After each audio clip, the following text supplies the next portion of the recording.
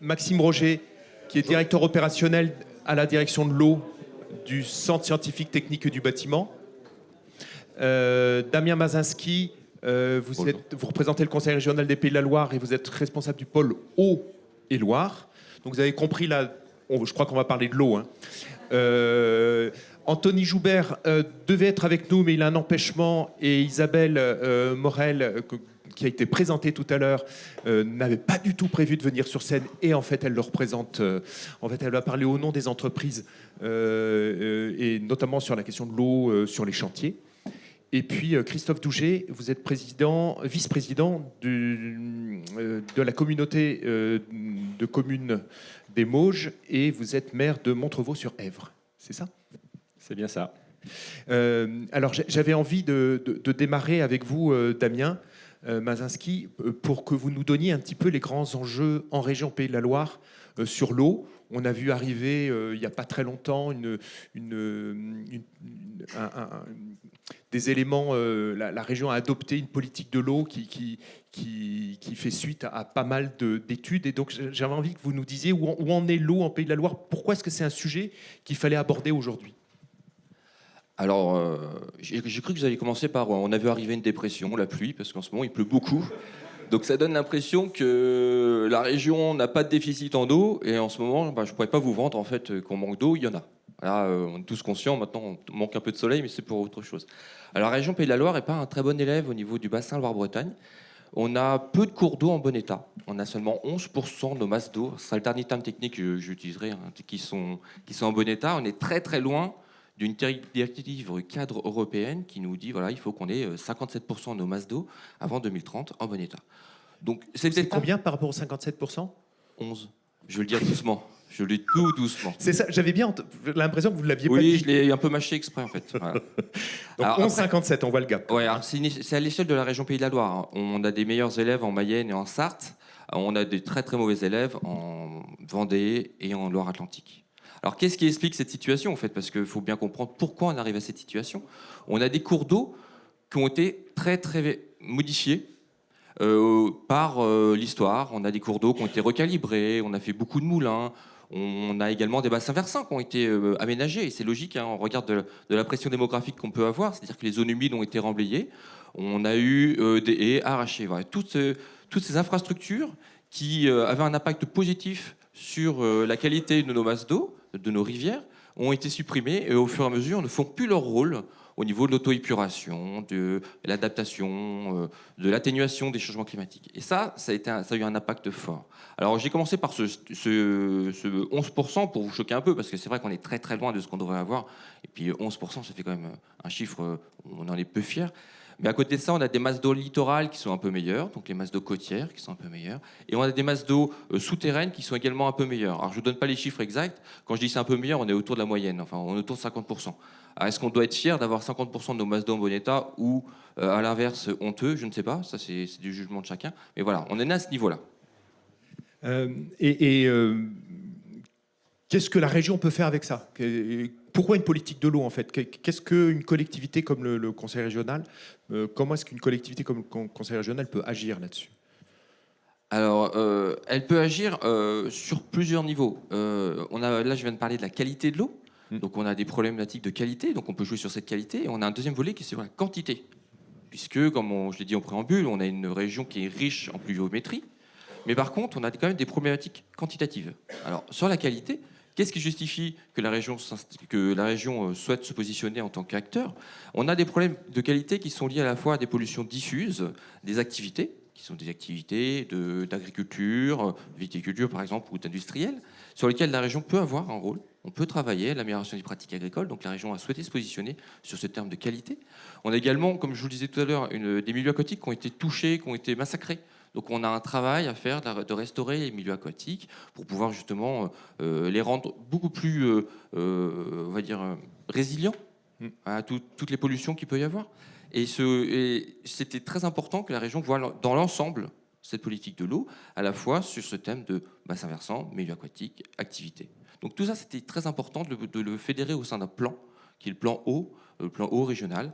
Et On peut le retrouver en ligne si on a envie de lire le tout à plan fait. eau. Cet été, plutôt qu'un roman de plage, c'est pas mal ça, non, à emmener, plan eau? Faut que je sois honnête ou pas? Oh. Oui, c'est intéressant parce qu'en fait, il y a une prise de conscience. Ça a été écrit pour que l'ensemble des gens puissent le comprendre. Ouais, c'est Ça ça. a été écrit justement pour que la prise de conscience soit globale, avec tous les usagers, que ce soit le grand public, l'industriel, le professionnel du bâtiment, l'agriculteur, pour que tout le monde puisse comprendre que l'eau, c'est quelque chose qu'on a vu comme quelque chose de peu coûteux, facilement accessible et qui était inépuisable. Et ben, tout ça, il faut l'enlever. Alors, je ne vais pas crier au C'est une loup. ressource C'est une ressource renouvelable rare. et qui, en fait, n'est pas rare. On peut pas la qualifier de rare en région Pays de la Loire. J'aurai un autre discours si, dans le 66 actuellement, en Pyrénées-Orientales ou en Espagne, oui, elle est rare. En Pays de la Loire, on a encore cette chance, elle est encore assez volumineuse, on accorde la richesse d'avoir de la pluie, et c'est très important de le signaler. Par contre, on s'aperçoit que cette pluie elle va être répartie différemment en fonction de l'été, avec des étés qui vont être plus secs. Ça, c'est le GIEC qui en a parlé. Des étés plus secs, des inondations plus fortes, et globalement des débits de cours d'eau qui vont descendre de 30%.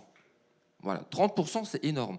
Si on regarde ça sur la Loire, c'est l'alimentation de 60 à 70% des habitants de Nantes et d'Angers, par exemple. Si on diminue de 30% le débit de la Loire, comment va-t-on faire pour donner de l'eau à tous les habitants? On parlait d'une démographie galopante en région Pays de la Loire, c'est plus de 20 000 habitants en plus par an.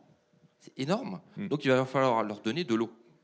Donc on risque d'avoir des conflits d'usage. Et pour éviter les conflits d'usage, c'est déclencher une démarche de sobriété déjà, que chacun prenne conscience. Et c'est dans le plan, il y a vraiment cet axe de prise de conscience sur la sobriété, qu'on peut tous être acteurs du déclenchement de cette sobriété. Donc, on verra tout à l'heure un petit peu comment vous pouvez agir avec les entreprises, puisque c'est aussi un des objets de la journée, mais comment on a le représentant d'une collectivité ici. Qu'est-ce que vous attendez des collectivités? Comment est-ce que vous voulez qu'elles s'impliquent dans votre plan eau? Et après, évidemment, on demandera à Christophe Duget de réagir.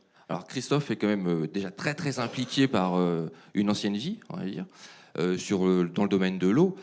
Les collectivités, elles ont plusieurs axes en fait sur lesquels elles peuvent agir. Elles peuvent agir sur, par exemple, le changement des espaces verts. Rien que la façon de travailler sur un espace vert va avoir un impact sur l'utilisation des phytosanitaires ou la quantité d'eau qu'on peut pour mettre à arroser.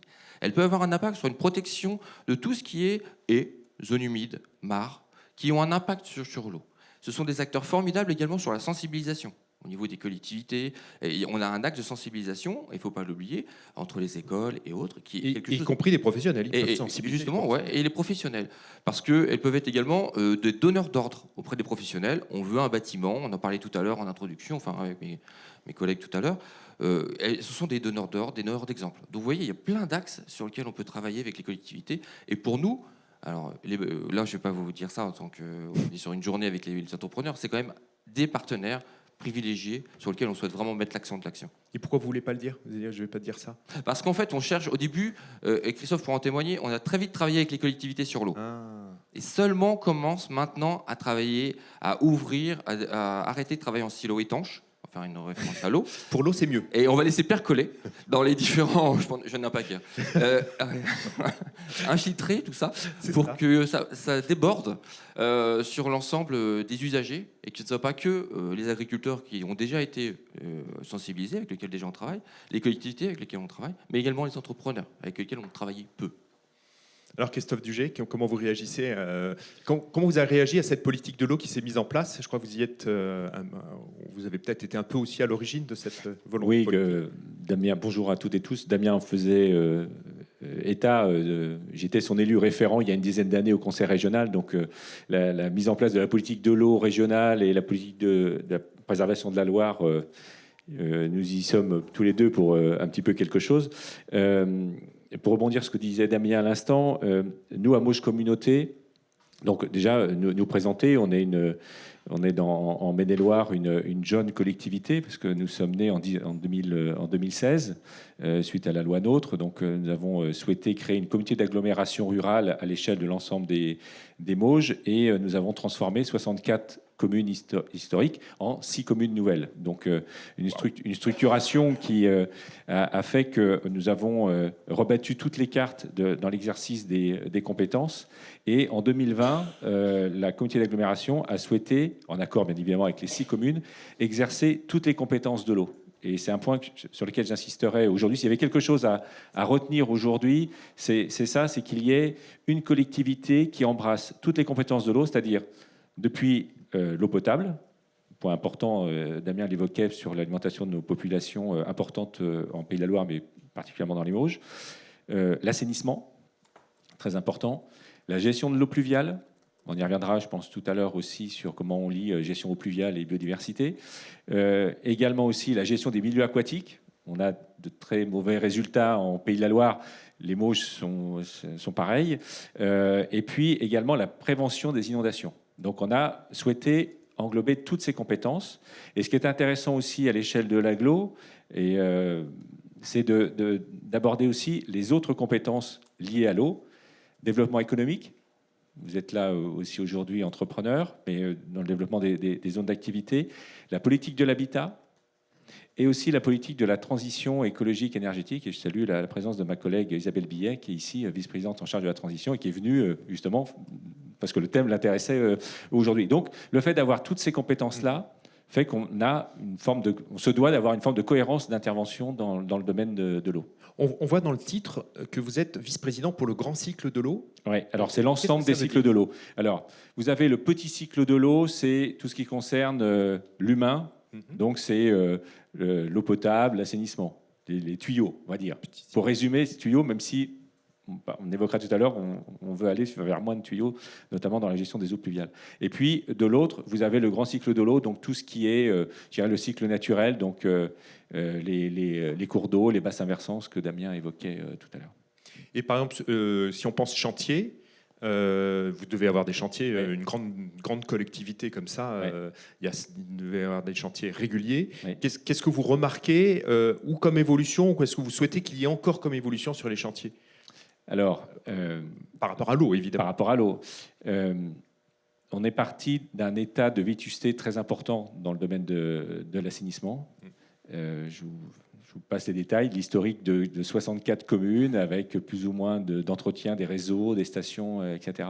Donc on a décidé, première décision, d'engager un programme pluriannuel d'investissement de 30 millions d'euros sur 3 ans. Donc ça, c'est sur l'assainissement. Sur les bâtiments existants, en fait. Alors, sur les bâtiments existants, là, l'ensemble des communes des Mauges, les 6, nous avons engagé individuellement un schéma directeur immobilier énergétique de tous nos bâtiments. De savoir comment ils sont utilisés, comment ils sont entretenus, quelle est leur consommation d'énergie, quel est le type d'énergie, etc., pour justement avoir des programmes de rénovation, mais aussi de se dire, ce bâtiment-là, j'en ai plus utilité, c'est une passoire énergétique, je préfère le céder pour qu'il puisse servir à un programme de rénovation d'habitat, accueillir une entreprise. Là, j'ai en tête 2 ateliers municipaux que nous venons de vendre et qui servent à des jeunes entrepreneurs pour s'installer, ou encore des anciens presbytères, qu'on vend à des investisseurs pour y faire du logement social ou du logement classique ou du logement privé même. Voilà. Et sur les chantiers eux-mêmes, est-ce que vous pouvez être prescriptif de chantiers qui soient moins consommateurs d'eau ou avec plus de sobriété ? Alors, plus de sobriété, on va engager un schéma directeur d'eau potable, parce que c'est une question. Là, on est dans notre révision du schéma de cohérence territoriale, et donc il y a un des premiers éléments, c'est la sobriété. Et après, comment on continue, parce qu'on est dans un département et une région, les Mauges, très dynamique du point de vue économique, c'est comment on continue à se développer et à œuvrer en ayant potentiellement, à certains moments de l'année ou dans les prochaines décennies, moins d'eau. Et donc, d'accompagner, il y a des entrepreneurs qui ont des projets de circuits fermés d'usage de l'eau potable, ou encore j'ai en tête une usine agroalimentaire qui, pour désaturer notre système d'assainissement sur une toute petite commune rurale, a fait le choix de gérer ses eaux de process et de les traiter avec des agriculteurs voisins pour aller irriguer des terres agricoles maintenant. Donc c'est vraiment une prise, je l'entendais tout à l'heure dans les propos introductifs, il y a vraiment une prise de conscience. Donc on se sert des exemples pour justement acculturer. Et vous posiez la question tout à l'heure, est-ce que c'était un sacrifice pour nous de venir ce matin ? Non. Non, l'idée, c'est aussi de venir illustrer, porter ce que nous faisons, nous, à l'agglomération. Et Isabelle Morel, par rapport au retour que vous avez à la fédération régionale sur les pratiques des membres de la fédération sur la gestion de l'eau sur les chantiers, j'aimerais que tu nous donnes un petit regard là-dessus. Comment ça fonctionne aujourd'hui? Oui, alors bonjour à tous. Alors, je vais répondre à ta question, mais sur le... Tu fais genre marché ça aussi. Ouais, en fait, je prends ta place. Non, mais juste pour retracer le contexte, quand on a imaginé cette table ronde sur l'eau avec Margot, ici présente, on s'est dit, il faut qu'on parle de tout. Donc, on va partir du très large, l'eau, les cycles de l'eau et tout, le conseil régional, Mouche Communauté, le CSTB, enfin voilà, après. Et il faut qu'on arrive à resserrer vers l'eau sur les chantiers. Donc l'eau qui est utilisée par les entreprises de travaux. Donc j'y viens. Anthony Joubert, qui devait être présent, je ne sais pas ce qui lui est arrivé, j'espère qu'il n'a pas de problème. C'est donc entreprise Sud-Loire Projection en Loire-Atlantique. Pourquoi je parle de lui? C'est parce que il est précurseur dans les économies d'eau sur chantier. Donc c'est une entreprise de traitement de façade, ravalement, isolation thermique par extérieur. Et il a très tôt pris en compte cette problématique de l'eau, utiliser de l'eau potable sur les chantiers pour nettoyer des façades. Donc il a un système de récupération d'eau de pluie, il transporte de l'eau de pluie nomade, comme il dit, sur ses chantiers. Mais c'est pas obligatoire pour le moment, c'est vraiment Non, alors volontaire voilà. de sa part. Pour reprendre l'historique aussi de ce sujet de l'eau sur les chantiers, c'est l'été 2022, des arrêtés sécheresse partout. Et en Pays de la Loire, nos 5 départements, en fait, qui avaient été tous touchés par ces arrêtés sécheresse, avec des exigences plus ou moins importantes, plus ou moins claires. La Mayenne, où on avait interdit aux entreprises de nettoyer les façades avec de l'eau du réseau, de l'eau potable, toujours.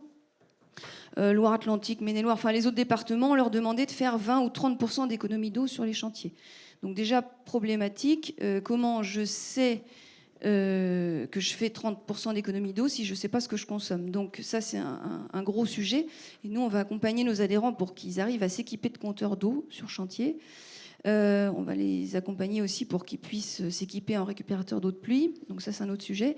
Et donc, Loire-Atlantique, par exemple, quand on a interrogé la préfecture, ils nous ont dit c'est simple, si vous ne savez pas combien vous consommez, pour faire 30% d'économie d'eau, vous faites 30% d'activité en moins.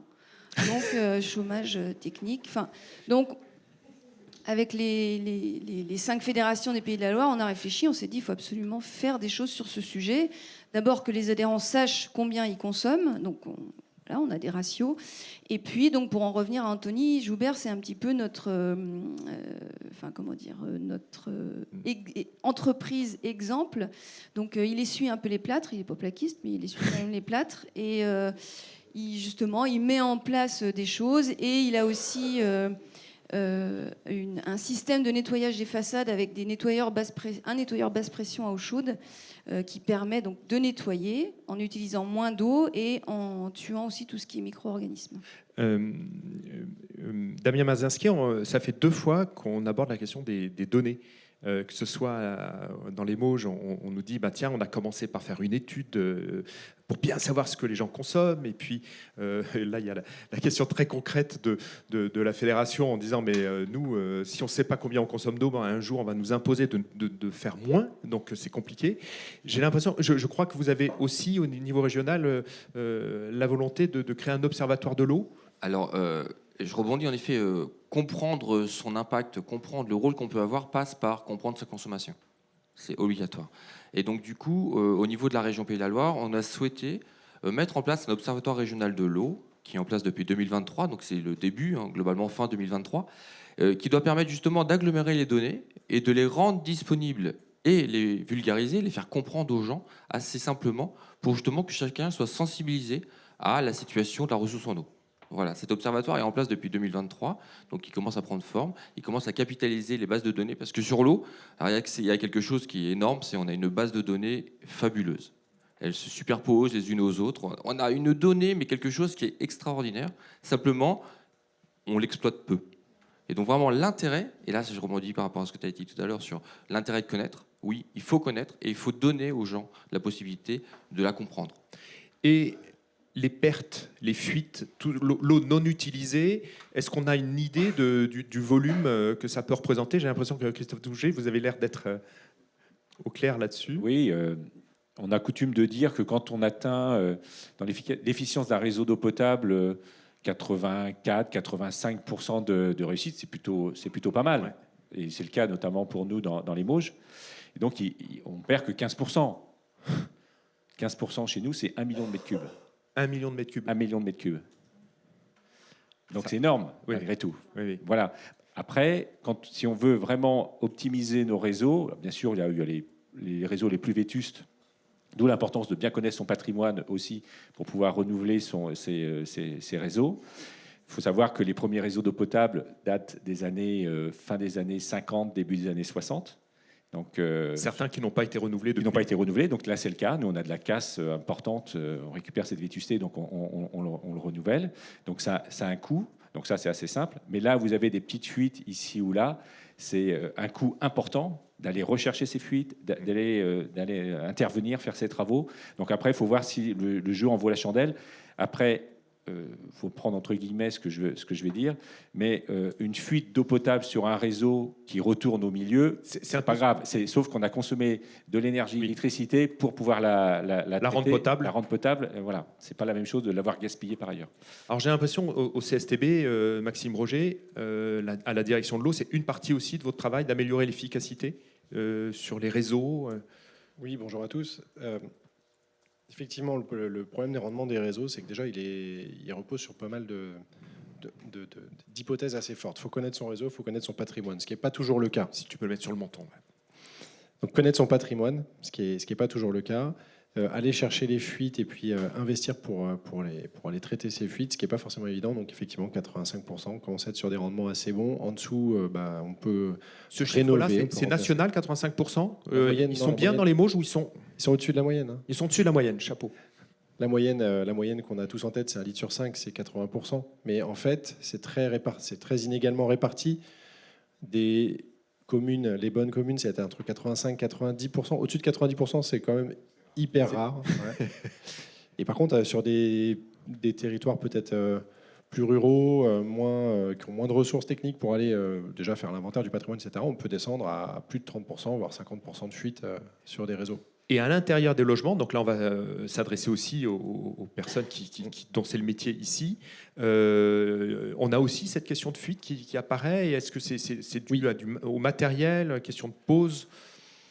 Non, c'est dû à pas mal de choses. C'est dû à des questions de pose et de matériel, oui, mais c'est aussi dû à l'entretien et à la vétusté de certains plates. Et puis parfois, quand on a un goutte à goutte, c'est pas facile de le voir, de le dépister. Le CEDIF, par exemple, a, par traitement de données, aidé certains propriétaires de biens à les alerter sur le fait qu'ils avaient des fuites. Donc, il faut mesurer, et puis ça, quand on a chez soi un compteur, si on n'est pas tout le temps en train de le relever, on ne le voit pas forcément. Donc la collectivité peut aider en traitant sa donnée. Il existe maintenant aussi des équipements qui permettent de le faire. J'ai entendu parler d'électrovannes qui se mettent juste au branchement et qui vont fermer l'arrivée générale s'il y a une fuite sur des résidences qui sont parfois inhabitées, puis l'eau continue à couler malgré tout. Vous avez un outil de recherche à Nantes qui est unique en France, qui s'appelle Aquasim, qui travaille uniquement sur la question de l'eau. C'est un bâtiment à l'échelle 1. Vous pourriez nous donner 2-3 travaux de recherche actuellement qui puissent avoir un rapport et intéresser la salle? Quelques exemples donc sur la quantité, donc les usages de l'eau. C'est vrai qu'on a beaucoup de données, mais on en a finalement peu pour les usages domestiques de l'eau. Alors on a tous en tête 150 litres par jour et par personne, à peu près. 6-7% pour l'alimentaire, 1% à boire, 6% pour l'alimentaire, 20% pour les toilettes, 35-40% pour les douches. Voilà, ça c'est des grandes moyennes françaises. En fait, c'est très hétérogène, ça dépend pas mal du climat, du territoire. Donc c'est la douche qui consomme le plus, hein, c'est ça? Oui, en moyenne, ouais. Mais on a lancé un très grand projet avec une vingtaine de collectivités sur la France métropolitaine, avec l'appui de l'ADEME et des agences de l'eau et de l'OFB, pour aller faire une campagne de mesure sur 500 logements et actualiser ce référentiel de données. Pour l'instant, les premières instrumentations, on a des surprises sur les toilettes. Visiblement, les toilettes, c'est plus que ça. Et ouais. Donc voilà, un grand projet pour aller vraiment savoir comment on consomme l'eau dans les bâtiments. On travaille aussi dans Aquasim sur la qualité de l'eau, sur la physique, la chimie, la biologie, et tout ça pour aller explorer les nouveaux usages de nouvelles ressources d'eau, des eaux non conventionnelles. C'est quoi une eau Une eau non Eau conventionnelle. conventionnelle, Alors une eau non conventionnelle, c'est une eau qui justement n'est pas de conventionnelle, norme. d'accord. Celle qui est conventionnelle, c'est l'eau destinée à la consommation humaine, l'eau potable, trivialement, qui a un référentiel de qualité. Voilà, pour être potable, il y a un référentiel de qualité. Mais tout ce qui n'est pas dans ce référentiel de qualité, c'est autre chose. Ça peut être l'eau de pluie, ça peut être une eau grise, mais une eau grise, ça peut être une eau plus ou moins grise. Donc là, on entendait un professionnel du nettoyage de façade qui récupère de l'eau de pluie et qui l'utilise pour nettoyer. Il utilise donc de l'eau non conventionnelle et ça ne pose pas de problème spécifique. Il a des demandes à faire particulières ? Oui, alors sur les chantiers, je dois avouer humblement que je ne connais pas toutes les règles d'autorisation. Dans l'usage dans le bâtiment, par contre, c'est très clair. Donc si je veux pouvoir réintroduire de l'eau de pluie dans mon logement, je fais comment ? Et est-ce que vous travaillez là-dessus ? Oui. Depuis 2008, on peut utiliser l'eau de pluie directement pour des usages comme les chasses d'eau, l'arrosage des jardins ou l'entretien des sols. Les fontaines décoratives, mais bon, c'est peut-être moins dans les logements.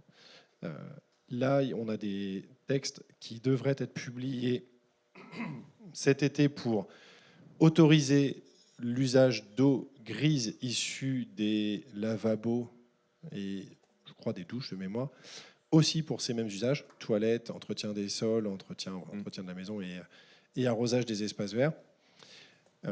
Donc, à partir de là, on aura le droit de faire ça dans les logements. C'est issu de tests qui se sont passés à Aquasim, parce que moi je me souviens avoir vu des douches qui coulaient, de l'eau grise que vous faites circuler à partir d'une blanchisserie que vous avez en interne. Tout ça, c'est des travaux de recherche depuis des années et des années qui permettent aujourd'hui de savoir que c'est faisable avec des conditions de risque minimum. Alors, la gestion du risque, c'est quelque chose qui est un peu délicat. C'est-à-dire que finalement, le ministère de la Santé va autoriser un certain nombre d'usages pour cette eau. Donc là, elle va être conventionnelle parce qu'on a défini un référentiel impropre à la consommation humaine. Donc il faut imaginer que dans un bâtiment, on aura un réseau d'eau potable et un autre réseau pour une eau impropre à la consommation humaine, mais qui pourra alimenter les chasses d'eau, les lave-linges ou des robinets d'entretien ou l'arrosage extérieur. Et le référentiel de qualité, c'est l'Agence nationale de sécurité sanitaire, l'ANSES, qui définit le niveau de qualité de cette eau. Et à partir de là, il faut être capable de contrôler cette qualité. Donc il y a des choses qui ne sont pas encore bien claires au niveau réglementaire sur comment on va faire ce contrôle qualité. Mais le principe, c'est que jusqu'à aujourd'hui, c'était interdit, il fallait demander à la préfecture l'autorisation de faire ce type d'usage.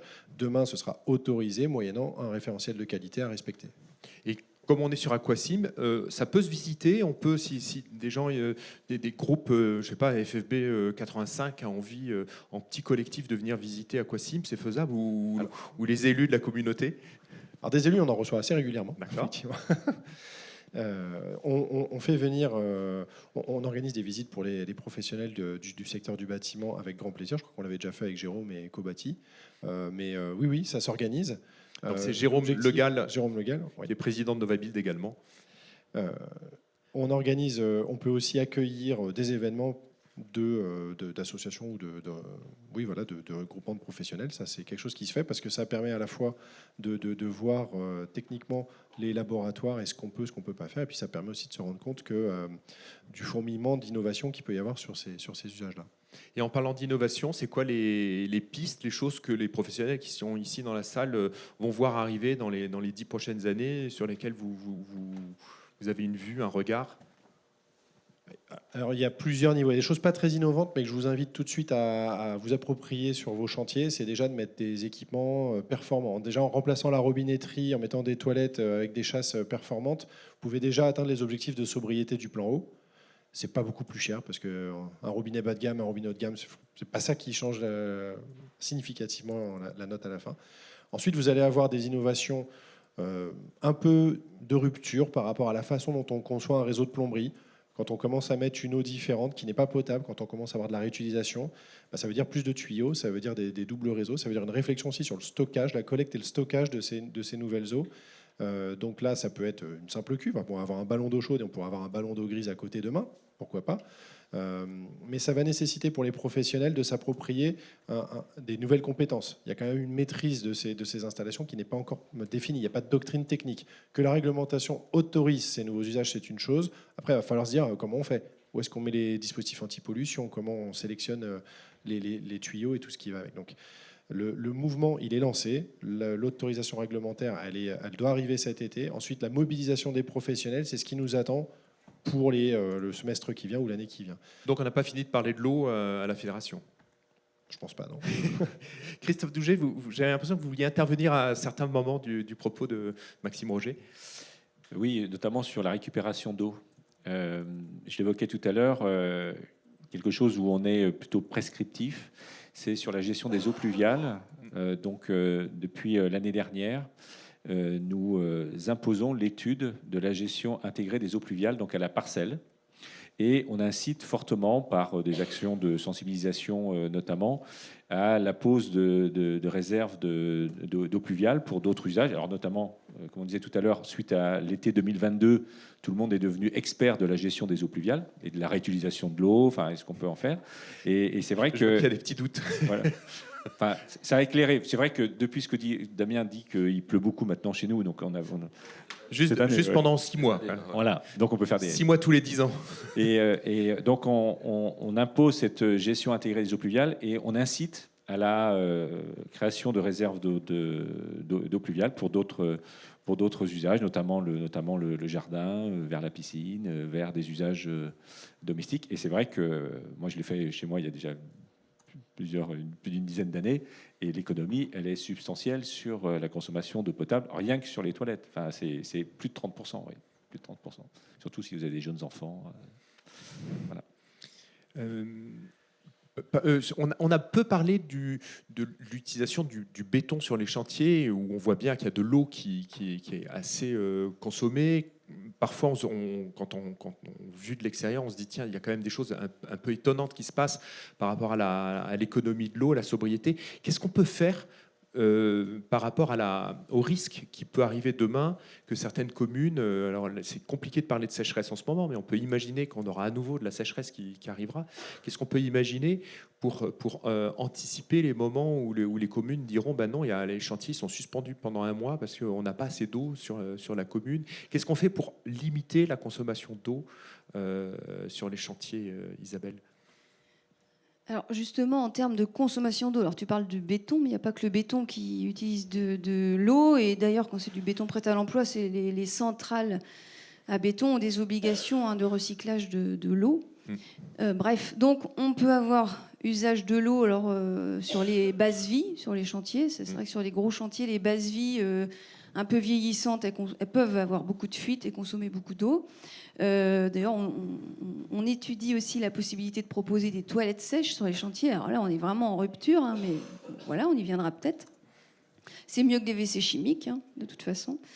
Donc, on a les bases vies, on a de l'eau pour nettoyer les supports, donc on parlait des façades, toitures.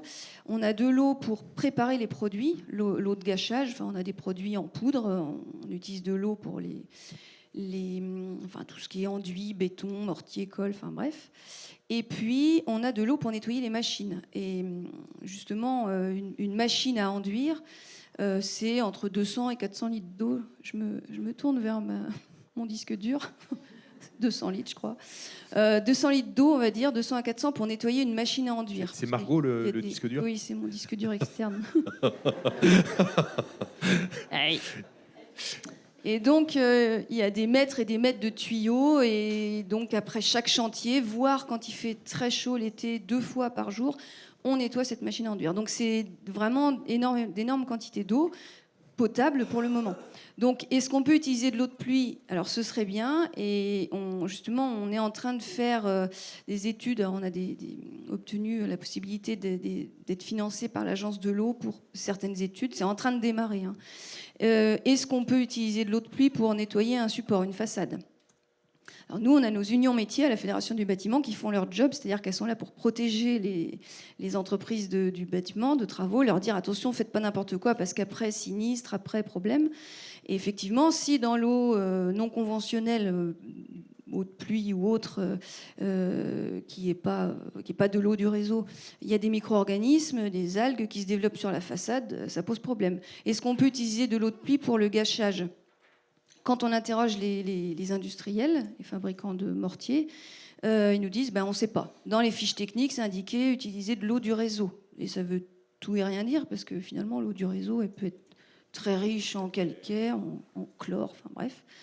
Et puis, pour nettoyer les machines, ça pose pas de problème. Le problème, c'est comment on amène l'eau de pluie sur le chantier. Alors, ça peut être des chantiers existants, on récupère l'eau de la toiture, on met des cuves, si c'est des chantiers assez longs. Mais c'est pas toujours le cas. En chantier neuf, ça veut dire qu'il faut que l'entreprise apporte l'eau de pluie sur le chantier. Voilà. Donc ça, c'est des vraies problématiques. Aux dernières nouvelles, les fabricants de matériel type Putzmeister, c'est un gros fabricant de matériel de chantier, ils ont des machines à enduire. Et en Espagne et au Portugal, comme ils ont énormément de problématiques d'eau, ils ont réussi à adapter la machine pour utiliser moins d'eau. Donc ça va revenir en France. Mais on travaille avec justement ces industriels et nos unions de métiers sur ces sujets. Et Damien Mazinski, on parlait tout à l'heure de la relation avec les entreprises qui est un enjeu à part entière sur la question de l'eau. Qu'est-ce que vous pourriez avoir à demander, ou comment est-ce qu'on peut entraîner les acteurs de la construction qui sont ici dans la salle, les entraîner à rentrer dans le plan eau? Qu'est-ce que vous pouvez faire ensemble? Comme on l'a dit tout à l'heure, il y a cette histoire de connaissance, savoir quelle est sa consommation. Savoir également qu'on a tous un rôle à jouer. On parlait des 10% facilement atteignables d'un plan eau, en effet, par changement d'habitude, par sans remettre en compte tout son process, ce qui n'est pas demandé. 10% d'économie, là, c'est ce que vous dites? Oui, c'est 10% d'économie globale. C'est quelque chose qui peut être assez facilement atteignable sans tout modifier. Et ça, c'est important de le dire. Et puis, et de se dire, mais pourquoi je fais cet effort? On le fait parce qu'en fait, il y a un changement de paradigme. L'eau est abondante, elle a été abondante, mais attention, maintenant, elle risque de devenir de plus en plus rare, et ce qui est de plus en plus rare est cher. Et ce qui est cher peut impacter à terme la survie, la vie d'une entreprise et ses marges. Donc c'est très important de travailler déjà à anticiper une situation qui, pour l'instant, ne paraît pas compliquée pour certaines activités, mais qui pourrait le devenir. Et nous, ce qu'on a cherché avec le plan eau, c'est justement à mobiliser l'ensemble des acteurs. C'est-à-dire que là, aujourd'hui, on est sur une journée avec les professionnels du bâtiment, mais on travaille également avec le tourisme, qui consomme beaucoup d'eau sur le littoral à une période où on n'en a pas. Donc c'est quelque chose de très important. On travaille avec les agriculteurs, on travaille dans nos bâtiments, nous, en tant que région. À la région, on travaille à économiser, à changer notre façon de voir l'eau. Et c'est très important de se dire qu'on peut être tous acteurs. Merci beaucoup. Alors, on termine là la première séquence de la table ronde elle-même, et on a autant de temps entre nous pour échanger avec eux. Donc, préparez vos questions, et j'ai tout de suite, alors je l'ai dit tout à l'heure, donc je suis obligé de le faire. Catherine Gagnon, elle peut nous interrompre à tout moment, et elle a demandé à avoir la parole tout de suite. Donc, c'est notre première intervenante dans la salle. Non, pas tout de suite. Merci beaucoup pour ces informations très précieuses. Quelque chose, je ne sais pas, j'y réfléchissais en même temps là, que je vous écoutais. Nous, ce qui serait aussi intéressant, c'est peut-être d'avoir une météo de l'eau pour pouvoir anticiper, en fait, parce qu'on n'a pas forcément ces données avant de commencer un chantier, justement, qu'on puisse savoir quelle est en ce moment. Ça voudrait dire quoi, la météo de l'eau? Eh ben, je sais pas trop. Quelles données vous auriez besoin? Non, mais de données, par exemple, si on est dans une période qui est très sèche, peut-être que c'est pas l'idéal pour lancer justement une opération qui va être très consommatrice d'eau. Donc ça peut nous permettre, si vous voulez, d'anticiper aussi. Et vous voulez le savoir à combien de temps à l'avance? Il faut le savoir quand même. Oui, alors c'est là où je connais pas forcément la temporalité de ce que vous pouvez, parce que comme vous avez beaucoup de data. Est-ce qu'il y a, il y a forcément de la saisonnalité, il y a forcément, vous voyez un peu même l'architecte quand il est en prévision du départ du chantier, ça peut être intéressant en fait, vous voyez, de savoir à quel moment on commence à y penser, par exemple sur la biodiversité. On va peut-être, je veux pas spolier la suite, mais c'est des choses où, voilà, quand vous êtes en période de nidification. C'est peut-être pas à ce moment-là où il faut détruire, quoi. Voilà. Donc, je trouve que ça pourrait nous être utile parce que vous êtes en demande de ce que les entreprises peuvent avoir comme acte et comme comme sensibilisation, mais nous aussi, on en demande de savoir dans quelle situation on se trouve au moment où on va commencer notre chantier. Alors, est-ce que quelqu'un a une réponse? Ouais, Damien oui, je peux commencer à répondre à la question. Hein. C'est exactement ce qu'on a remarqué lorsqu'on a écrit le plan eau. Il y avait ce besoin de connaissance, de savoir où on se positionnait dans un contexte. Et donc, l'Observatoire régional de l'eau a cette mission de mettre à disposition cette donnée, de dire, voilà, en ce moment, il n'y a pas de problème. Alors, je peux vous dire, en ce moment, globalement, il n'y a pas de problème sur l'eau. Avec ce qu'on a pris en 2023, c'était quelque chose d'important. Après, sur le site Météo France, maintenant, il y a Vigio. C'est quelque chose qui permet justement de voir où on se situe dans un ensemble d'un contexte sur l'eau. Après, par contre, il y a quelque chose qui est un peu plus compliqué. C'est gratuit, accessible à Ah oui, tous. tout à fait, oui, il n'y a pas de souci. Hein. Il faut Est-ce qu'il y a juste des gens qui connaissaient Vigio? Vous allez voir, c'est l'info de l'eau. Vous allez voir Pas sur le encore. site de Météo France. Vous allez voir où vous êtes comme on fait avec les différents niveaux d'alerte météo, il y a différentes alertes sur l'eau. Et enfin, le dernier point, et c'est là où c'est le plus problématique, c'est un travail avec les services de l'État. Puisqu'en fait, les services de l'État ont obligation de mettre des arrêtés sécheresse à un moment, quand il n'y a plus d'eau dans le niveau, hop, ça tombe, couperé, voilà. Et donc là, c'est un travail de communication, puisqu'en fait, l'avantage, c'est qu'on sait quand même, on regarde la météo, on regarde ce qu'on a comme ressources, on sait prévenir quelques temps à l'avance qu'on va être un moment bloqué dans nos activités, parce qu'il n'y a pu y avoir d'eau.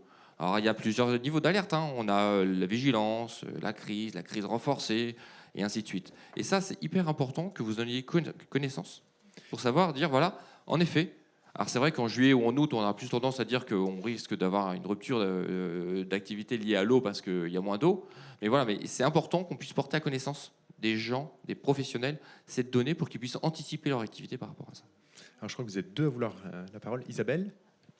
Oui, juste pour rebondir sur ce que tu dis, Catherine, le problème, c'est qu'il y a une saisonnalité dans certains travaux et l'enduit, par exemple, enfin, la façade, ça se fait quand il fait beau.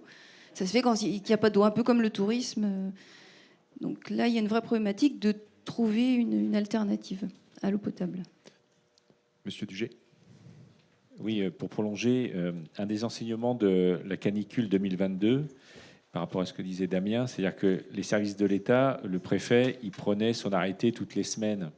Et un des enseignements qu'on a fait remonter, nous, au niveau des bassins versants ou des collectivités, pour avoir justement de la lisibilité, on savait que l'hiver précédent, il avait moins plu. Les réserves n'étaient pas constituées. Et on démarrait avec un printemps très sec. Et donc, on savait très, très, très probablement, sauf accident climatique, qu'on allait vers une crise. Et donc, il y a peut-être ce thermomètre-là, cette anticipation de se dire, soyez vigilants quand même, on va être... Là, cette année, il est clair qu'on n'est pas dans le même processus. On peut avoir une canicule cet été, mais on a quand même des réserves. Les cours d'eau vont probablement avoir un débit d'étiage moins sévère que la fameuse année 2022. Donc, il y a cette anticipation-là qu'on a souhaité recevoir de la part de l'État. Très bien. C'est une lecture de données, en fait. C'est justement l'aider. Et alors, est-ce que ça marche? Oui, ça a été qu'il y ait quand même cette anticipation. Et alors, je ne vais pas focaliser sur les détenteurs ou les constructeurs de piscines, mais par exemple sur le remplissage ou autre. Enfin voilà, c'est de se dire est-ce que je le fais en amont ou je le fais pas du tout. Enfin, d'avoir cette projection-là dans la consommation. Alors, on l'évoquait tout à l'heure, il y a des usages prioritaires et d'autres qui le sont moins. Voilà, donc c'est aussi ça, cette réflexion-là dans l'anticipation et la fameuse météo de l'eau. Est-ce qu'il y aurait une autre question? Monsieur, je viens vous voir et vous allez vous présenter. Bonjour, Jules, de l'association Plantes et Cité. Est-ce que vous pouvez mettre voilà, Oui. sur le menton? Alors, vous avez parlé de base vie et de toilettes sèches. Je voulais savoir par rapport à la région Pays de la Loire, où est-ce qu'on en est au niveau de la réflexion par rapport à la séparation à la source des excrétas, notamment dans une optique de réduction de la pression sur l'eau, pour après valorisation des nutriments, des excrétas pour les filières agricoles ou autres. Voilà. Je sais qu'il y a des groupes de travail là-dessus, le groupe Arceau notamment, il y a différents chercheurs qui se posent la question là-dessus. Groupe Okapi aussi. Bon, voilà. Je vais donner la parole. Alors, est-ce que vous voulez répondre, Damien? Oui, Sinon, enfin, globalement, je ne vais pas répondre. Enfin, si, je vais y répondre parce que sinon, c'est pas drôle. On en est au balbutiement. Voilà, sortir des matières solides, liquides, par exemple, vous parliez des ovanes, c'est quelque chose qui est faisable, qui commence à poindre. On s'aperçoit qu'il y a des choses qui peuvent être très intéressantes, en particulier sur la valorisation de l'urée pour l'arrosage des plantes, c'est quelque chose d'important. Mais on est vraiment balbutiement. Déjà, d'avoir 2 réseaux pour utiliser l'eau pluviale pour tirer la chasse d'eau, c'est quelque chose qui nécessite une adaptation du logement, qui nécessite sinon directement une construction initiale anticipant le double réseau. C'est compliqué. Par contre, là où vous avez raison, c'est qu'il y a des pistes et la région, justement, a mis un des axes de ses plans hauts sur l'innovation, la recherche-innovation. Et ces pistes-là sont justement, dans le cadre de certaines activités, aidées justement pour trouver des nouvelles solutions qui peuvent être de la valorisation, montrer que l'eau c'est une richesse et non pas se débarrasser en tirant un chasse d'eau en disant allez, basta, j'en parle plus, c'est mon voisin qui s'occupera de ça après. Voilà, c'est juste pour ça. Alors Maxime, et après je vais donner la parole à Thierry Dupeux qui est architecte et qui interviendra tout à l'heure, mais qui a un retour d'expérience sur un collectif qui a choisi d'utiliser des toilettes sèches. Ouais, pour préciser un peu, donc vous avez évoqué des projets de recherche et vous aussi. En fait, on est vraiment à l'étape non standardisée. C'est vraiment des objets qui se font sur des démonstrateurs. C'est des démonstrateurs qui prennent de la taille. Il y a 1000 logements à Paris, je crois, qui commencent à être équipés de ce genre des projets de cette échelle-là. Ah oui, quand même. Et puis, il y a plusieurs façons de séparer à la source. Il y a plusieurs façons de traiter à la source. Donc, c'est vraiment très prototype encore. Est-ce qu'il y a des industriels qui présentent des produits au CSTB pour certifier des industriels qui fabriquent des procédés de traitement et des filières de traitement qu'on peut mettre dans un bâtiment, mais aussi des fabricants d'appareils sanitaires qui séparent à la source. Donc on n'est plus sur les toilettes sèches où il y a un saut de sueur. C'est un toilette, il ressemble à un toilette normal, et puis par contre, il sépare. Voilà. Il y a des conséquences sur la conception et le dimensionnement de l'évacuation derrière. C'est pas les mêmes pentes, c'est pas les mêmes longueurs, ça se gère pas pareil, ça s'encrasse, ça n'a pas la même couleur. Donc en fait, on est sur des phases où on est en train d'éprouver à l'échelle 1 ces produits-là. On n'est plus vraiment en labo, on est vraiment sur le terrain. Et petit à petit, on va standardiser un certain nombre de règles de conception, d'installation, d'entretien. Donc c'est dans cette phase un petit peu de montée en puissance. C'est un peu devant nous. Il y a des prototypes vraiment à grande échelle qui commencent à se faire. Alors, comme je vous le promettais, je crois que vous avez un retour d'expérience, quelque chose que vous êtes en train d'enclencher avec un bailleur social. C'est un retour d'expérience. Donc nous, on est une agence d'architecture à Rennes, Rhizome, et on a un retour d'expérience. Donc c'est livré depuis 2 ans et ça fonctionne. Et donc c'est un collectif en accession aidée et en locatif. Donc c'est un bailleur social avec une économie tout à fait ordinaire dans une région modeste, la Bretagne, une petite ville et tout. Donc c'est quelque chose absolument reproductible. Vous pouvez donner le nom de la ville ? Oui, c'est Dol de Bretagne. Ouais. Donc c'est en ce sens que c'est intéressant, c'est que c'est pas qu'une expérimentation, c'est aujourd'hui au quotidien depuis 2 ans, donc on peut attester que ça fonctionne. Comment c'est arrivé ? Alors c'est arrivé on travaille beaucoup dans la conception participative, donc c'est un groupe de personnes qui s'étaient retrouvées, qui voulaient vivre ensemble et qui avaient décidé de porter assez haut l'engagement environnemental et notamment sur la gestion de l'eau. De leur logement. Donc le bailleur social a accepté la chose. On avait été sélectionné un peu sur cette base aussi, ça rejoignait nos sensibilités. Et donc ce qui a été mis en place, ce sont des WC secs pour les collectifs. Donc c'est du R+3, donc un standard de bâtiment, avec séparation des matières. Et donc c'est du WC sans eau, bien sûr, WC sec, mais c'est pas le truc avec la sure, truc babos, ces choses comme ça. Hein. C'est très sérieux. Ça a été mis au point. Donc on a le bureau d'études EcoSec qui avait déjà prototypé des choses, mais un truc énorme, un peu archaïque. Donc il y a eu un bureau d'études. Hein. C'est important qu'à un moment, il y ait des gens avec un savoir-faire spécifique. L'architecte tout seul, il ne peut pas tout faire. Donc nous, on doit d'abord une garantie décennale, donc s'assurer que les bureaux de contrôle, toutes les agences sanitaires suivent la chose. Donc c'est le vrai WC sec comme on voit dans les festivals, avec le tapis et séparation de l'urine et des matières sèches. Donc le défi, il a été déjà de compacter tout ça et d'aider EcoSec à compacter pour que ce soit compatible avec l'accessibilité PMR, parce que moi j'ai des obligations quand même. Et puis pour rassurer tout le monde, on a d'abord livré le collectif en standard avec des WC, cuvettes comme d'habitude, le réseau d'eau et toutes ces choses. Donc c'est 100% réversible. Parce qu'il peut y avoir aussi des personnes pour qui c'est rédhibitoire en termes d'usage et de quotidien. Il faut être honnête. Donc c'est réversible à tout moment.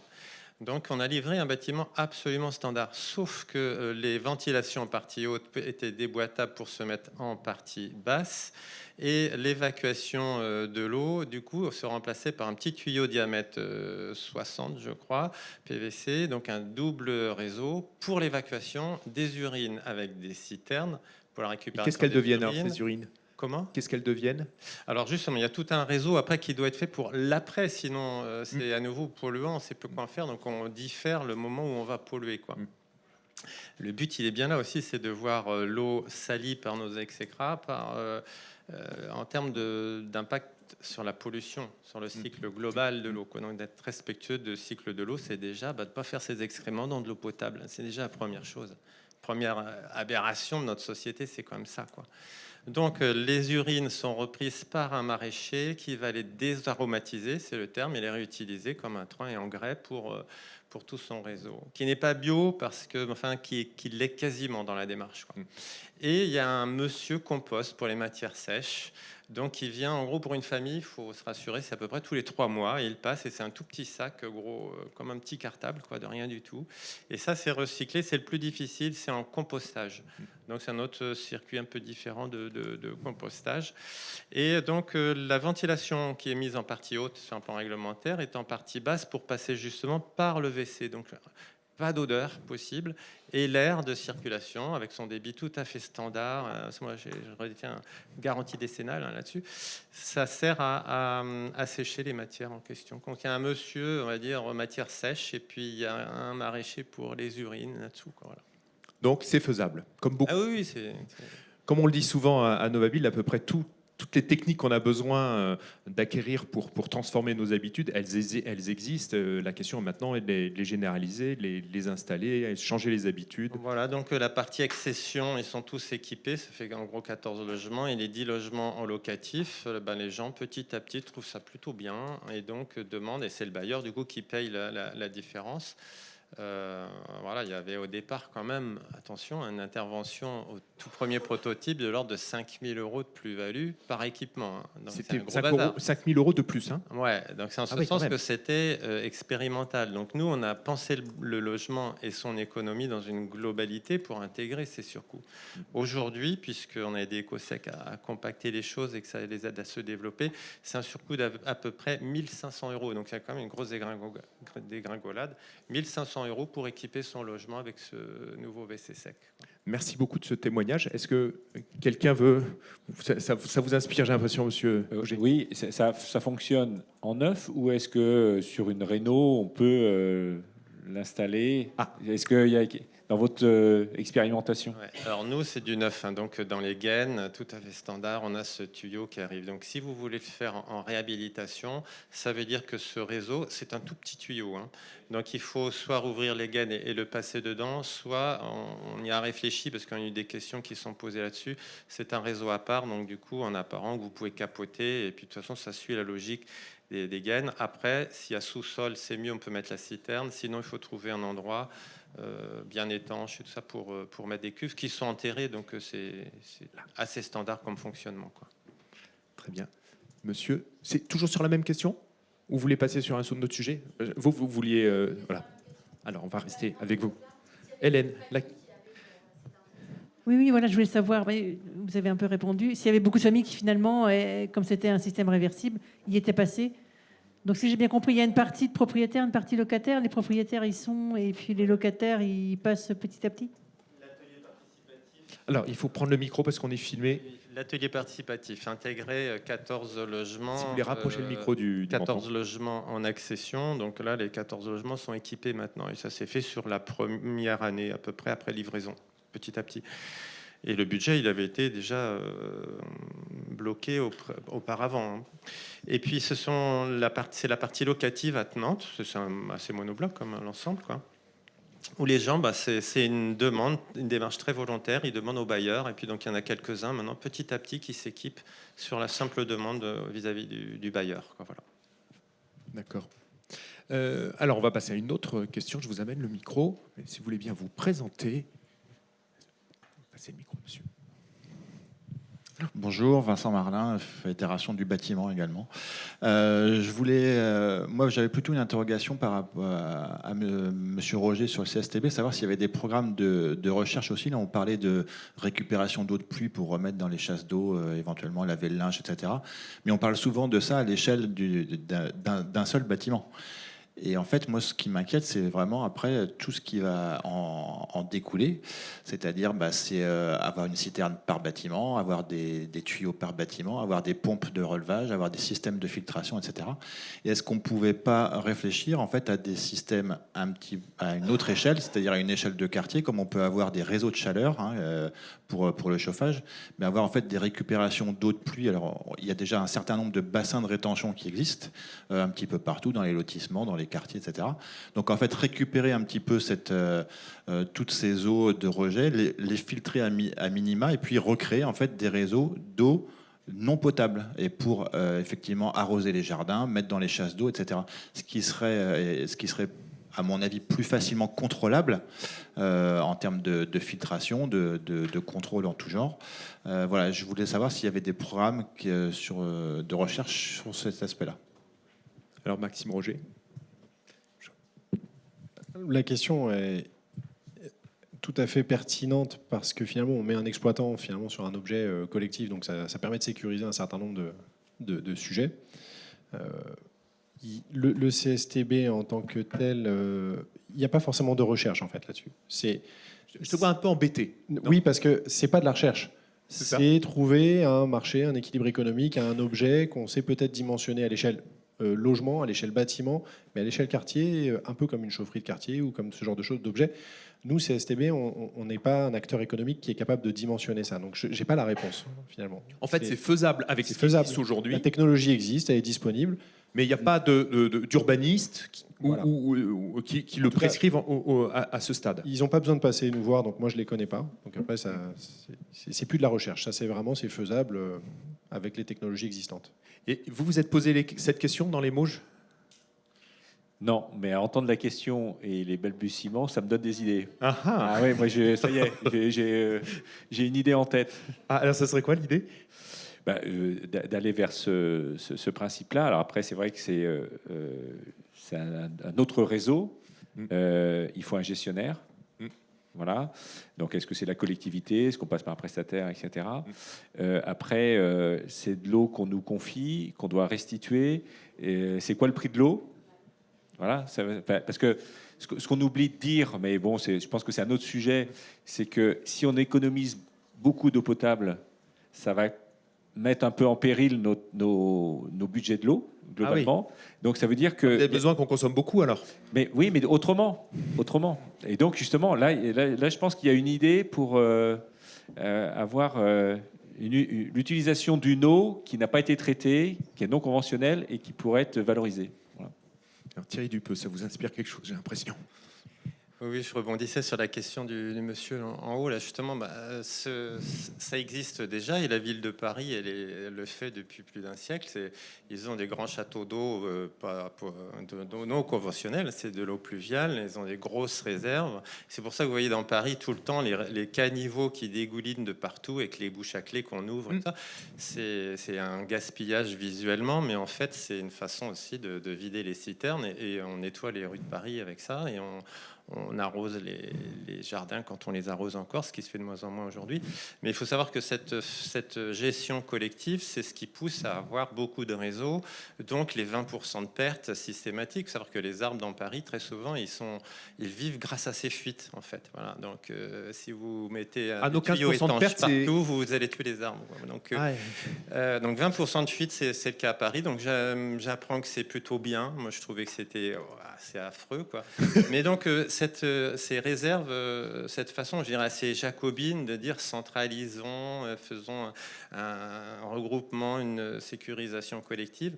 Ouais, c'est bien, mais ça veut dire beaucoup de réseaux, beaucoup d'anticipation et donc beaucoup de pertes. Et aujourd'hui, on est plutôt au réseau court et à l'initiative individuelle. Il faut savoir que comme on est partout sur Terre, si on fait tous une initiative individuelle efficace au pas de sa porte, et ben on sera efficace partout à 100%, et avec moins de réseaux et avec peut-être plus d'intelligence individuelle ou micro-collective, des choses comme ça. Donc, si on avait attendu que le bassin rennais ou que Dol de Bretagne et Saint-Malo se penchent sur les WC, jamais il y aurait eu l'expérimentation de Dol de Bretagne, par exemple. Donc, ça tire vers le haut. Les Américains disent just do it, faisons-le, hein, c'est ça. Voilà. Et puis je voulais dire aussi, il y a aussi. Je crois que j'ai trouvé quelqu'un d'autre qui utilise encore plus le micro. Hein. Le recyclage des eaux grises, c'est comme, à mon avis, quand même l'avenir, parce que c'est 50% à peu près de l'usage de l'eau potable dans un logement. Donc ça se fait très bien, ça aujourd'hui, on le fait sur un programme, du coup, c'est en étude, où toutes les eaux grises retournent dans une citerne, c'est stocké, c'est refiltré, il y a les filtres à UV, toutes ces choses-là, et ça retourne encore dans le circuit des lave-vaisselle, des WC, pas lave-vaisselle, lave-linge et les WC, et ça retourne, alors pas après, quand c'est passé par les WC. Donc ça nécessite quand même un double circuit dans les logements, ce qui n'existe pas aujourd'hui. Il faut l'anticiper, par contre, c'est très peu coûteux, il faut le savoir. De faire un double circuit, c'est peu coûteux. Un double circuit, quand c'est pensé dans du bâtiment neuf, je dirais pas ça en réhab, mais dans le neuf, non, c'est étonnant, non, c'est rien. C'est quelques heures et de pause, c'est du tuyau PVC, c'est dans les gaines qui existent, on les a toujours un peu surdimensionnés, donc c'est modeste, quoi. Les eaux grises, hein, c'est un tuyau 60 qui passe dans les gaines, quoi. Donc, Vous voulez... Oui, je vous... Catherine. En même temps, je suis conseillère environnement au CESE, au Conseil économique, et on a travaillé justement sur la tarification de l'eau. C'est un sujet. Hein. Enfin, il faut savoir qu'aujourd'hui, l'eau que l'on consomme, on la paye quasiment pas. Enfin, et je crois que c'est aussi un problème des collectivités. On paye son traitement, mais on ne paye pas son origine. C'est ça, mais le coût du traitement, en fait, il est négligeable par rapport au coût que ça leur coûte. Donc, il faut s'attendre aussi, comme l'énergie, à avoir une augmentation du coût de l'eau. Enfin, je pense qu'il faut tous qu'on s'y prépare. Et donc, justement, des solutions alternatives vont être les bienvenues et vont monter en puissance, étant donné que l'eau va augmenter. Il faut vraiment qu'on se mette ça en tête. Autre point, on a quand même une difficulté avec aujourd'hui toute l'ARS, hein, tout ce qui est la santé, qui s'oppose aussi quand même beaucoup à l'utilisation des eaux grises. Donc là, l'ARS, c'est l'agence régionale de la santé. Régionale On de en a une dans chaque santé, région. voilà. Elle s'oppose. Comment elle peut s'opposer? En fait, ils sont quand même beaucoup du principe où on peut mettre en danger par intoxication, typiquement un enfant qui peut venir lécher voilà, une surface. Donc là, on a un travail, nous, à faire au niveau de la fédération. Moi, je souhaite qu'on les rencontre. Alors, pas les ARS, mais il y a l'ANS aussi, hein, l'Agence nationale de santé, et qu'on arrive à trouver... enfin, je veux dire, il y a des pays qui le font. Donc, j'ai pas l'impression que les Espagnols sont plus malades que nous. Les Israéliens, c'est 80 ou 90% hein, de recyclage des eaux. Je me trompe peut-être un peu dans les pourcentages, mais enfin, ils m'ont l'air en bonne santé. Enfin... Bon, après, il y a autre chose en ce moment au niveau... bon, mais là, je ne parle pas des conflits armés, parce que là, c'est un autre sujet. Mais non, mais il y a un sujet quand même. Donc, je pense qu'il faut aussi qu'on aille... enfin, qu'on prenne contact avec eux. Il y a des actions à faire à ce niveau-là. C'est bien que le sujet santé soit arrivé, parce qu'en fait, ça fait quand même une heure qu'on parle de l'eau et on n'avait pas encore utilisé le mot santé. Maxime. Alors, l'orientation de l'État et du gouvernement, il est clair, c'est effectivement le risque de pénurie d'eau est devenu supérieur au risque de problèmes de santé d'un enfant ou d'un animal domestique qui boirait de l'eau pas potable dans les toilettes. Donc ça, ok. Faut pas du tout sous-estimer l'enjeu sanitaire et environnemental. On a aussi eu des retours d'expérience négatifs, hein, de résurgence de maladies vectorielles dans des pays développés qui ont ouvert un peu la voie à la réutilisation d'eau non potable. En fait, ils ne sont pas plus intelligents que nous, les Espagnols, les Italiens, etc. Par contre, ils n'ont pas forcément les mêmes règles de l'art, le même point de départ en matière de compétences et de textes codificatifs. Donc là, nous, et en particulier vous, professionnels, il faut que vous alliez effectivement au charbon et montiez au créneau. Mais par contre, ça se fait en assumant le fait que vous prenez des compétences nouvelles sur ces ouvertures-là.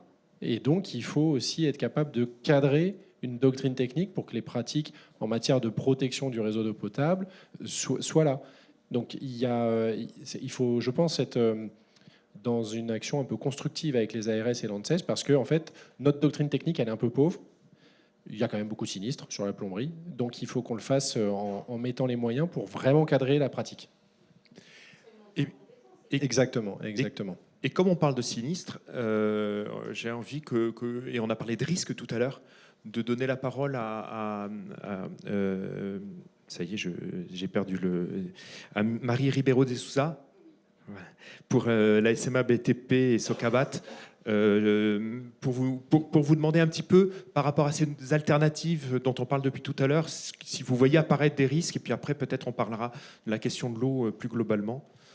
Alors, je me posais la question par rapport à l'opération développée par l'architecte. J'ai l'impression que vous avez fait une opération du coup complètement conventionnelle, que vous avez eu donc des solutions d'assurance par rapport à une opération parfaitement conventionnelle, et que ensuite, donc j'imagine que vous avez un dommage ouvrage sur une opération classique, et que toutes les entreprises sont assurées en décennale vis-à-vis d'une opération classique et de travaux dans les règles de l'art et de techniques courantes, et que ensuite, du coup, il y a des modifications WC par WC, etc.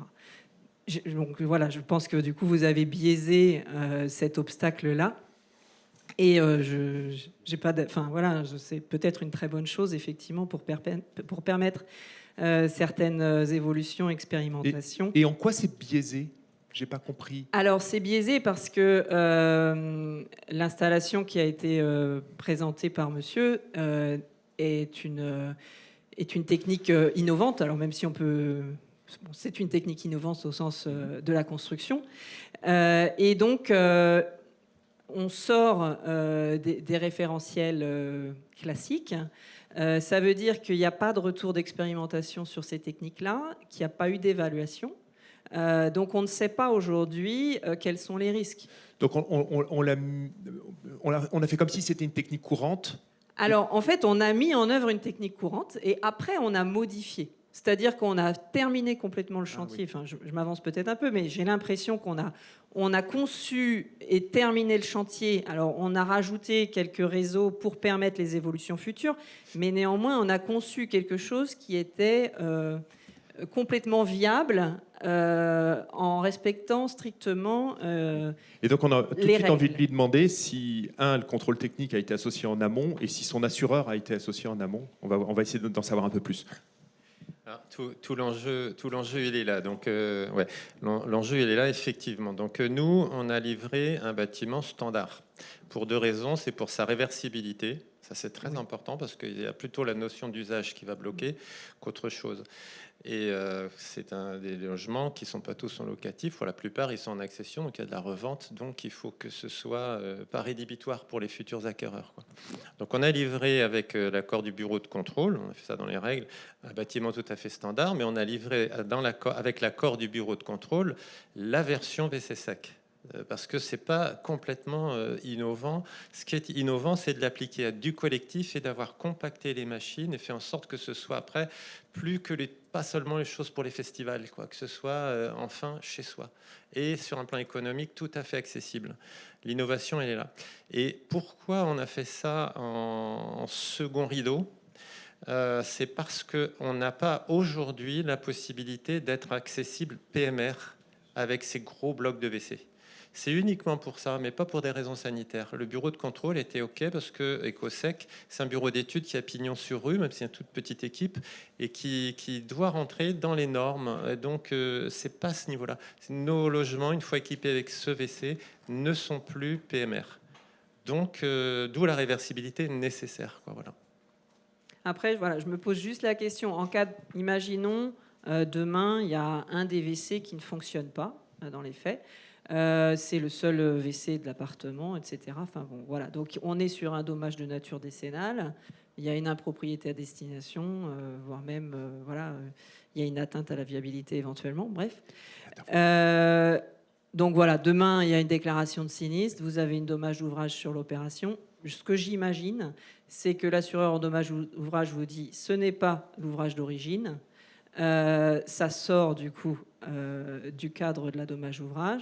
Faites le point avec l'entreprise en décennale. Vous vous adressez au plombier qui a fait l'ultime modification. Et à ce moment-là, qu'est-ce qui se passe? Voilà. C'est là que je me pose un peu la question, parce qu'effectivement, vous êtes sur une conception d'origine que vous avez intégrée. Donc, il y a des concepteurs, il y a un fabricant, il y a des concepteurs, il y a une entreprise qui a fait l'installation finale. Et on n'est plus dans le cadre de la dommage ouvrage. Donc, il va falloir que tout ce petit monde se mette d'accord sur un partage de responsabilités pour assumer la responsabilité décennale du sinistre. Bon, voilà, c'est juste... c'est pour dire qu'on sort un peu. Okay. Et qu'on aura sur toutes les techniques, on aura dans un premier temps des gens qui essayent de trouver des solutions. Et c'est vrai que c'est intéressant de le faire en amont avec toute une chaîne. Je sais que sur plein d'autres sujets, le CSTB est partenaire aussi dans des... Je vais le redire, même si ça fait un peu de pub, tant pis.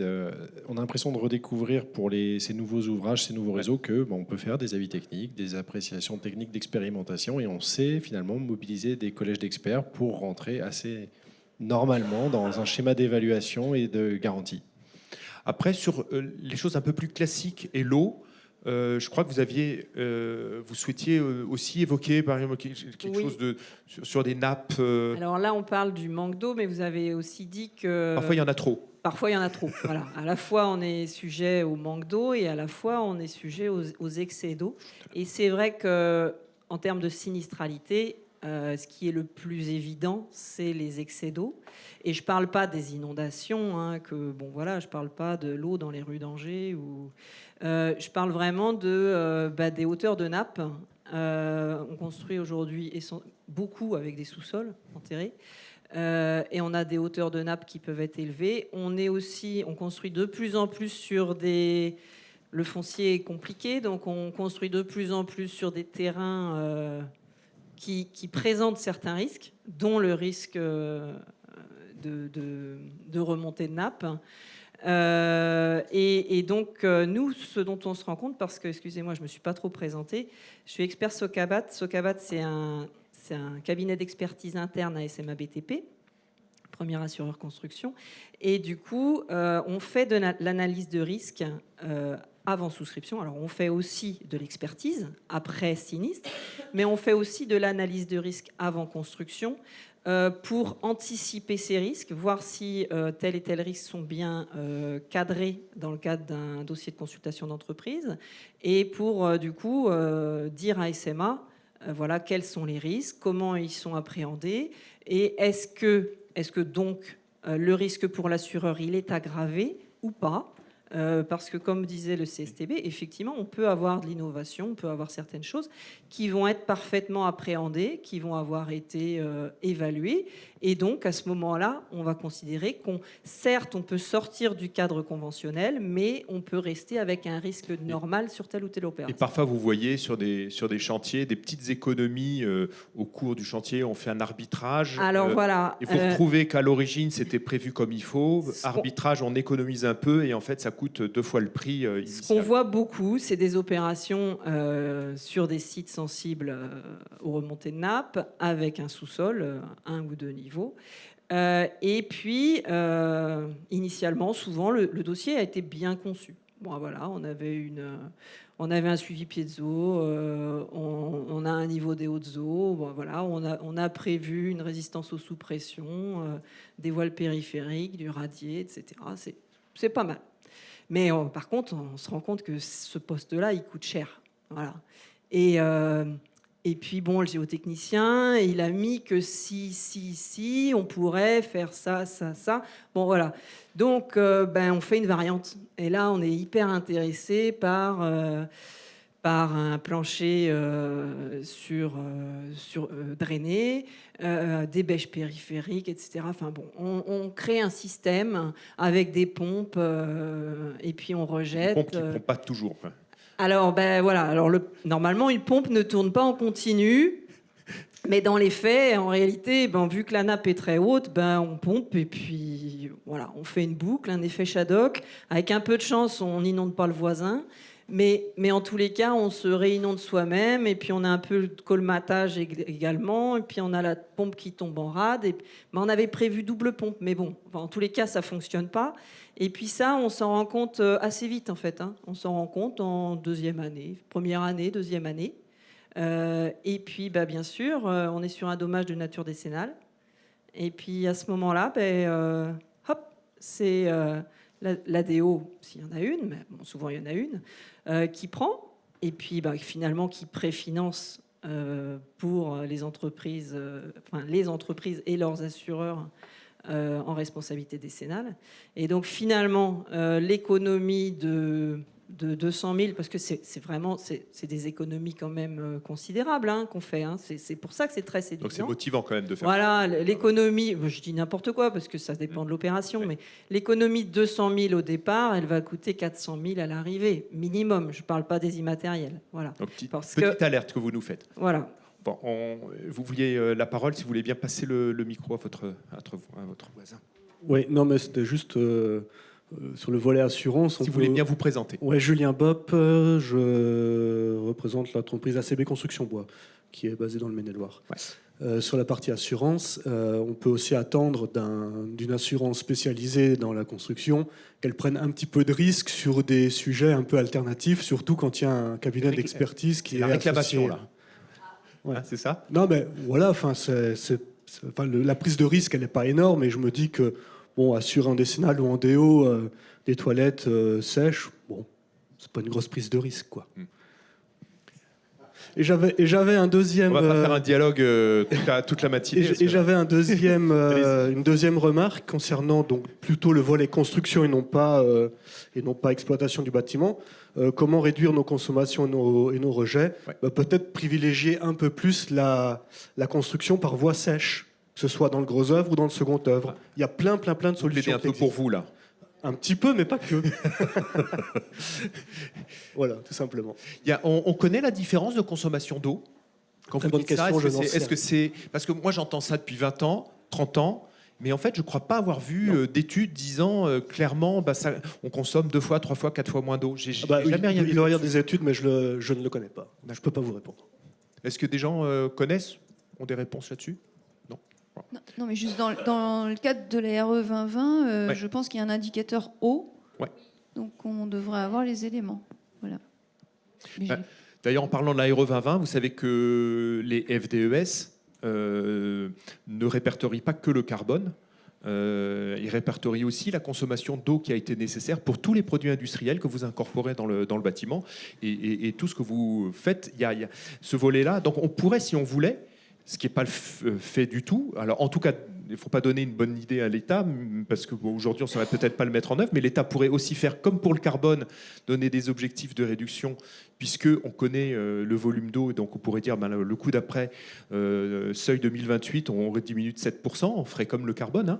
Donc, on va pas leur donner cette idée-là, mais c'est faisable aussi à titre individuel. On pourrait se dire, avec les bureaux d'études, les architectes, se donner des volumes d'eau en diminution dans la fabrication. Je vois Isabelle qui fronce ses sourcils en disant où est-ce qu'il est allé trouver une idée pareille, mais non. Non, c'est que j'ai un truc à dire. Vas-y. Non, je voulais juste rajouter, on a parlé de montée en compétences des entreprises, donc là, il y a quelques entreprises quand même. On a programmé des sessions de formation sur dimensionner, installer des systèmes de récupération d'eau de pluie chez les particuliers, dans les entreprises, enfin, voilà, pour nos adhérents. On a fait une session. Bon, ça rencontre pas non plus un succès franc. Et donc le message que je voulais faire passer, mais je pense qu'il y a peut-être quelques maîtres d'ouvrage dans la salle, c'est si la demande des clients est là, des maîtres d'ouvrage, si vraiment il y a un marché, les entreprises viendront se former. Il y en a qui se sont formés. Je vois DPB qui est là, ils se sont formés. Donc il y en a qui viennent parce qu'ils sont précurseurs et qu'ils ont envie de faire. Mais la grosse masse des entreprises, si on veut vraiment les former à ces nouvelles techniques, il faudra qu'il y ait une demande des clients. Maxime, oui, vous voulez dire un mot sur la formation quand on a préparé la table ronde? La nécessité de se former sur notamment les économies d'eau, et on va terminer la table ronde sur ce point-là. Il y a tout un champ de formation. Il y a une formation pour vraiment être capable de faire appréhender les questions de dimensionnement, de conception, d'installation. Et puis il y a aussi des compétences à acquérir sur les exigences de la réglementation, les responsabilités que vont avoir les entreprises L'arrêté qui transpose la directive européenne sur l'eau potable, elle met des responsabilités sur les entreprises en matière d'installation et de diagnostic sur les installations des réseaux intérieurs. Donc ça, il faut quand même le digérer. Et donc, il faut aussi être capable de savoir à quoi on s'expose quand on installe un réseau et en termes de responsabilité. Donc, pour ça, il y a tout un travail qui est fait. Alors, c'est pas dans des commissions DTU, mais c'est au sein de l'ASTE. C'est quoi l'ASTE ? L'ASTE, c'est l'Association des services techniques eau et environnement. Pour essayer de produire des guides qui simplifient la lecture et qui font des grilles d'analyse de risque pour que un concepteur ou un installateur aussi sache à quel endroit il est en responsabilité et ce qu'il doit vérifier sur une installation. Donc c'est aussi cette montée en compétences-là qu'il faut avoir. Il y a des nouvelles exigences. Alors, il faut s'approprier des nouvelles façons de travailler, des nouveaux ouvrages. Il faut aussi s'approprier des nouvelles responsabilités. Et ça, il ne faut pas se planter parce qu'effectivement, là, il y a un enjeu assez fort pour les entreprises. On s'approche des dernières questions. Si vous voulez bien vous présenter. Yanis Borjon-Piron, je dirige une entreprise d'aménagement intérieur, plâtrerie, carrelage notamment. Et justement, alors Isabelle, tu l'as évoqué tout à l'heure, parce que jusqu'à présent, on a parlé surtout de la conception, quoi. Et je ne veux pas dire que c'est facile, mais les choses vont se faire assez, quand même, facilement, avec toutes les contraintes, bien sûr, qu'il peut y avoir. Néanmoins, sur chantier, derrière, tu l'as évoqué, l'histoire de est-ce qu'on peut utiliser de l'eau issue d'un recyclage pour gâcher du plâtre, pour faire des enduits pour les bandes, pour faire des ragréages, etc. Là, c'est une véritable question et il va falloir qu'on ait des réponses de nos fabricants. Le CSTB, je pense qu'il a aussi un impact à avoir vis-à-vis de nos fabricants. Voilà. Parce que nous, on veut bien tout. On se conformera aux cahiers des charges qui seront établis par les concepteurs. Mais dans la pratique, on aura un gros travail de sensibilisation de nos salariés par rapport à l'utilisation de l'eau. On voit aujourd'hui encore trop de rejets, ne serait-ce que de rejets des eaux qu'on a souillé, on va dire, par le nettoyage de nos outils, etc., dans les réseaux publics, on va dire. Et là, c'est plutôt ça ma source d'inquiétude, moi, aujourd'hui, par rapport à ça. Parce qu'après, on va retrouver aussi des histoires d'assurance. Quelle eau vous avez utilisée pour faire du MAP, quelle eau vous avez utilisée pour faire vos enduits de bande, etc. Donc là, il y a un véritable enjeu pour nos entreprises, je parle, par rapport à tout ça. Ouais. Donc on parlait de formation tout à l'heure, ça rejoint ça. Et on a une dernière observation et on va passer à la table ronde sur la biodiversité. Oui, Renaud Bonnel, Gaïa Bâti, Bon Environnement et Sensibilisation. Juste pour approfondir les réflexions qui sont en cours, parce que je fais plusieurs ateliers avec le MDE, ministère de la Transition écologique, et le SGPE, le secrétariat général à la planification écologique. Les sujets de tarification progressive sont sur la table. Les sujets, effectivement, de comment on gère les eaux de chantier, comment on peut travailler sur ces sujets-là sont sur la table. Quand tu dis sont sur la table, ça veut dire que le ministère s'est saisi de ça et qu'un jour, ça va se transformer en réglementation. On se doute bien que d'ici la fin de la décennie, dans 5 ans et demi, effectivement, c'est des sujets qui vont venir sur le devant de la table. Autant s'entraîner à être plus vertueux, parce qu'un jour ou l'autre, ça va se transformer en réglementation. Les rédactions des chartes chantier éco-responsables chez les maîtres d'ouvrage sont en progression sur ces sujets-là aussi, et ça rejoint ce que tu viens de dire, Yanis, sur les rejets, notamment, pas tellement sur les eaux qu'on va utiliser pour gâcher, mais notamment sur les rejets où ça va devenir beaucoup plus drastique, y compris chez les maîtres d'ouvrage privés et parapublics, où on voit que c'est écrit maintenant dans les chartes chantier éco-responsables et qui veulent le contrôler beaucoup plus pour des questions de responsabilité et d'image. Ils vont y aller, donc forcément toute la profession va devoir y aller. Merci. Merci beaucoup. J'ai l'impression qu'on arrive sur la... J'ai malheureusement dit qu'elle pouvait nous interrompre tout le temps. Donc Non, mais j'entends bien et je pense qu'on est tous d'accord sur le fait qu'il faut changer tout ça. Derrière, par contre, il y aura des coûts. Et donc, il faut aussi savoir les intégrer. Il va falloir aussi, c'est pas aux entreprises de les payer, ces coûts-là. Là, je vais reprendre une casquette entreprise, même à la fois FFB. Mais c'est vrai que tout ça, voilà, il faut que tout le monde prenne ça en compte. Et je pense qu'il ne faut pas quand même le négliger, même si on sait bien que la planète est importante. on va avoir maintenant la biodiversité qui va suivre. Mais voilà, je crois qu'il faut remettre aussi cet élément, parce que souvent on oublie trop souvent cet élément du coût. Voilà.